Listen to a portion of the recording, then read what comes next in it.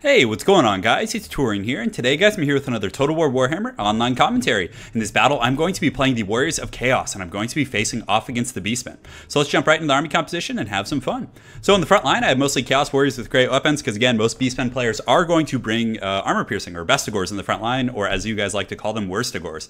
Actually, I haven't done any hard testing, but as far as my anecdotal experience has gone, the Chaos Warriors actually trade somewhat evenly with the Bestigors.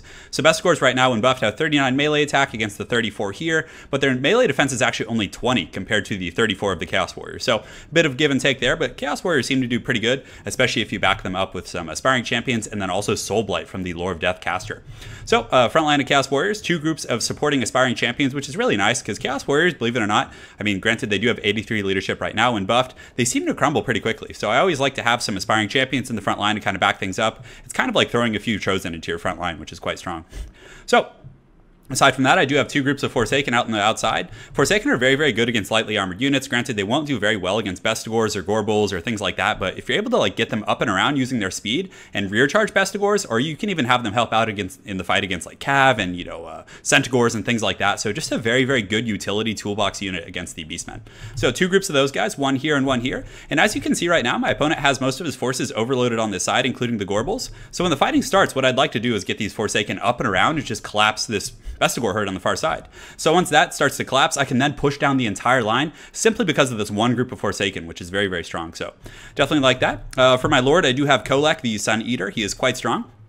Heavy armor piercing. He does actually have a true anti-large bonus. And let's actually go ahead and take a look and see what that is. So let's see here. So it's 28. So 28 anti-large, which, I mean, compared to his overall stats, it's not game-breaking, but still every number does count. So against the Beastmen, it's going to be good against Gorbals. He's going to be pretty good against, Giants, all kinds of stuff like that against Centaurs, who are a large unit. So just great utility from Kolek. He hits hard. He also is very hard to catch. He has 80 move speed. So the Gorbals themselves actually only have 58. So a lot of people with the Beastmen like to bring Gorbals to chase down Kolek and, to deal with your, heavily armored Cav and things like that. But he can actually outrun them. So something you can do pretty efficiently with Kolek is you actually just run back to the support units when you do get targeted, and you can force players to overextend with those Gorbals, which is really, really good.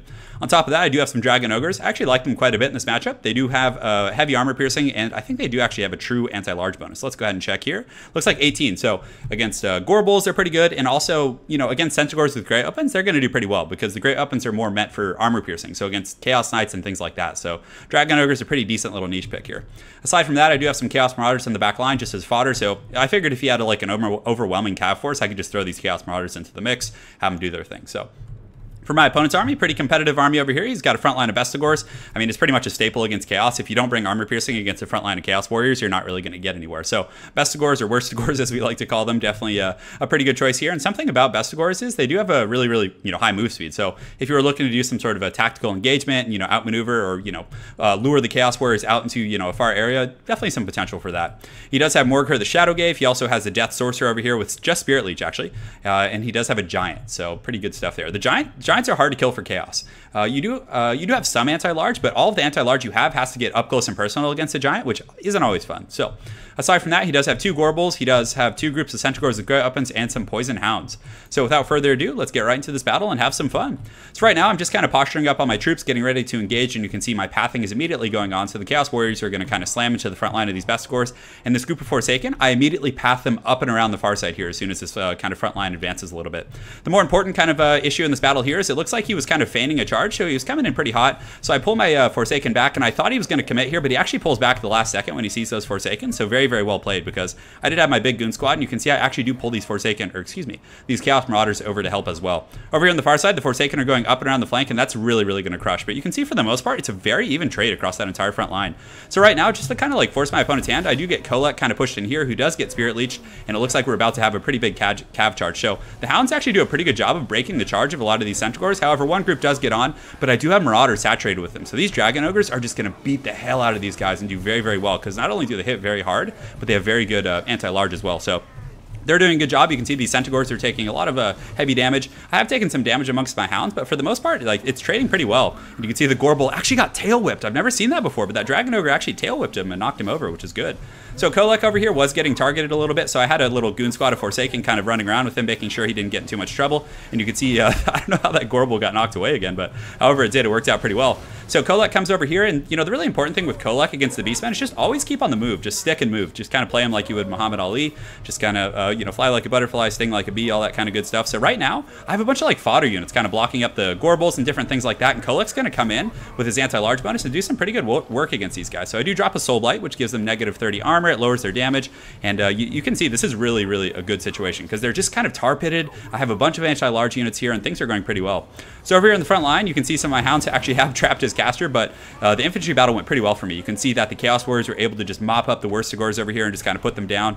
And, you know, pretty one-sided fight in terms of the infantry battle. So the best Sigors did get routed off, and that was largely due to the fact that the Forsaken were able to come up and around this unprotected flank and just have their way. But that doesn't mean my opponent's out of it. The balance of power is extremely even. He's had some very good trades elsewhere. Over here, some of these Centaurs are going down. He still does have Morker, the Shadow Gave, and I don't believe we've seen any Chaos Spawn yet. So when you're playing against Morker, a lot of times it'll feel like you're winning, but then the Chaos Spawn just start to come, and it really changes the dynamic of things. So over here in the main fight, you can see that, let's go ahead and put it in some slow-mo for you guys. You can see that the Dragon Ogres are kind of in here fighting against the Gorbles. I do have some fodder units, and I actually really liked bringing a single group of Marauders just to kind of congest things. And you can see the Chaos Spawn over here is fighting against this aspiring champion, a very, very cool shot. But for the most part, he still does have this, you know, half-health giant. He has some best scores coming back from route. I have a pretty healthy infantry corps, but still, a lot of his troops are going to start coming back from route. Looks like he has some best scores over here, and I could have sworn he had some more kind of running out and about, but still, all of my troops kind of are collapsing right now, pushing out on Morker, but Morker with his regeneration is going to be very tough to kill, and you can see he does get a Spirit Essence of Chaos, which actually nukes another one of my groups, doing pretty devastating damage, and it's really going to start turning the tide of the infantry battle, especially with Morker being as resilient as he is.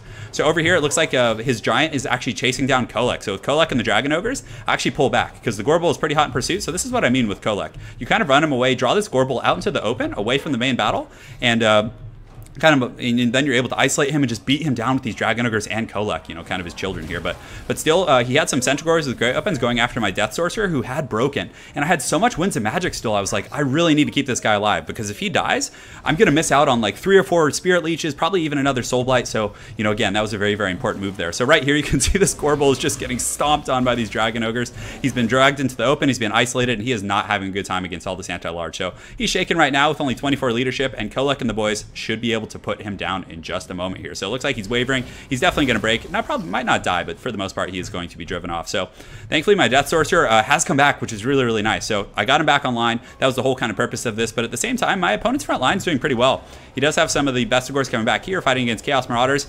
But I mean, I have a ton of stuff, but he still does have a Giant, and I don't really have any anti-large here. Granted, Forsaken are going to do really, really good damage against the Giant with their high weapon strength against that light armor. They don't have, like, you know, kind of the effect that like Halberds or something like that would. Granted, they might even do like an equivocal amount at the end of the day. So he still does have Morker, who is pretty much, you know, 75-80% of his HP as a Gorbel, and this Giant actually did get broken by the Forsaken. So like I was saying, very, very powerful. Right here, we also drop a Soul Blight, and you can see a lot of my Goon Squads coming back. I do have my Death Sorcerer as well as Kolek and the 5 Dragon Ogres. They are low HP, but I still do have a lot of models, which is quite nice. So they're getting in here and kind of knocking over some of his own dudes. But the Giant over here is kind of, I just stick the Chaos Sorcerer, the Death Sorcerer on him just to kind of keep him off. But unfortunately, my opponent's Bray Shaman did come back, who does still have enough Winds of Magic for a Spirit Leech. So very, very well played. And as you guys can see, the balance of power is still very even. We're about 50-50 right now, Morker, and I think it's because of the Chaos Spawn. Every time the Chaos Spawn summon, I noticed like a little bit of a spike in the balance of power. So the Chaos Spawn are back in action. I do have 6 Aspiring Champions. I have 22 Forsaken. It looks like I have 21 Chaos Warriors, but for the most part, my infantry corps is extremely tattered. He does have this Giant coming back. He does have this Death Sorcerer, but right now I am able to kind of get on the Gorbel. I do use the Spirit Leech of my own, and the Dragon Ogres are doing a really, really good job just kind of stomping the art over here with that Spirit Leech and just gonna put this thing down. You can see they're hitting it pretty hard. They're piercing its armor, and it looks like he's probably gonna go down right now here with about 30 HP. I hope Kolek hits a good fatality on him. You know, the Gorbels, yeah, they always seem to squeak away, but regardless, he does flee, and with 30 HP, he's not really going to be a threat to anyone. So over here in the main fight, a lot of my Chaos Warriors are starting to flee, and he does get another Spirit Essence of Chaos. So my infantry are starting to really get tattered, just worn down by 3 or 4 groups of Chaos Spawn, and he's had really, really good Spirit Essences as well. He was targeting pretty high value infantry and really turning the tide. So you can see my Forsaken over here, the Chaos Warriors, and all these other guys are starting to rout. But I still do have Dragon Ogres, and Kolek is a force of nature. He's incredibly difficult to kill. He's fast, hits like a truck, tons of HP, so he should be enough to kind of hold this out. But my opponent does have this Giant coming back. Granted, the Giant only has 127 HP. Over here, my opponent's Bray Shaman has come back online, but I do notice it right away. I'm like, I can't afford to take another Spirit Leech. So I basically just charged these guys in here and just really wanted to finish him off, but it looks like he did break. And, you know, I figured the bounce power was close enough. My opponent probably didn't have enough to come back, but it looks like it's down to 1 HP, and it does die. This giant is over here still fighting, but what I wanted to do is kind of gather these dragon ogres as well as this chaos sorcerer with death and just charge in there and finish him. It's kind of like the Return of the King when the Warhammer lining up, charging into the Oliphant. So they get in there, and all those hammers in symphony with one another put the giant down. So just a beating from the dragon ogre squad. Over here you can see that Morker is still online, but he is out of fuel, boys. I have 2 aspiring champions. Just a bloodbath of infantry. You just see just the pure chaos carnage, just chaos spawn dead everywhere, just a pure anarchy. But regardless, Morker has finally run out of steam, and he is broken due to army losses, and Big Daddy Kolek is able to close out the deal. So very well played, very competitive game. It was super fun. So as far as the army composition, I thought it worked pretty well. I like the Dragon Ogres a little bit more than the Shaggoth, because the Shaggoth can be like focused down more easily by like 2 Gorbals. It also freed up a few hundred resources to allow me to get some Chaos Marauders, so pretty good stuff. For my opponent's army, I really liked it. There was just a few tactical plays that I think really determined the outcome of the game. Being able to isolate some of those Gorbals and really get the Forsakener on the flank was really, really powerful. So, but yeah, regardless, very well played to Pippington. I know he's a pretty solid player, so definitely some good stuff. And hey guys, thanks for watching. If you guys want to see more Chaos Cats, let me know. I'm definitely in a Chaos mood this week, so I'll be trying to do as much as I can. Thanks again for watching, guys. Well played to Pippington again, and have an excellent night, guys.